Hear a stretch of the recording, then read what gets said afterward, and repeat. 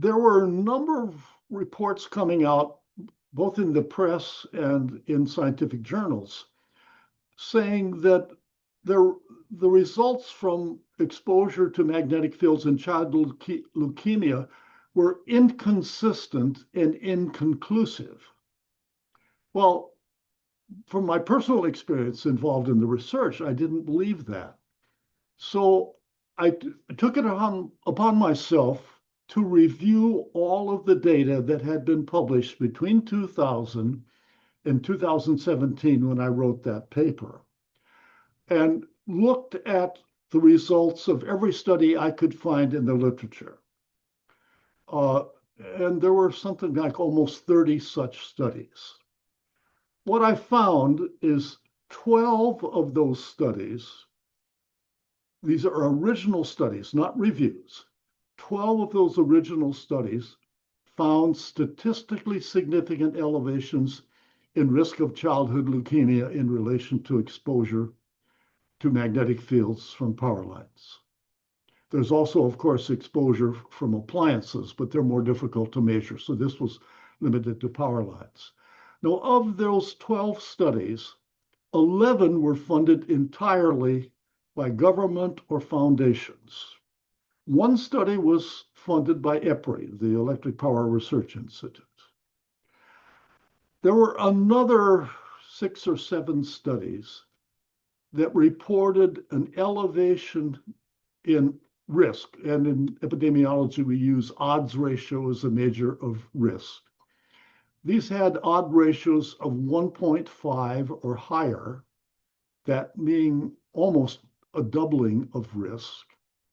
But the results were not statistically significant. In other words, the confidence limits, which are standard use in epidemiology, if the lower bound is less than 1.0, it's considered not statistically significant.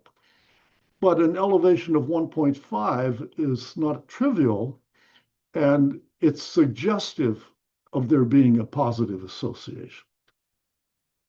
In contrast, there were another 6 or 7 studies that found no elevation in risk whatsoever. Every single one of those was supported by the industry. Now, if you look at that overall picture, you must draw the conclusion that the results are not inconclusive and inconsistent, provided you throw out those results that are funded by an industry that has an obvious conflict of interest. And I think what industry has managed to do by these studies, I don't mean to imply that all of this was intentional deceit, although I suspect a lot of it was. But industry has managed to confuse the perception by regulators, by government, by individuals, that this is not a serious public health hazard.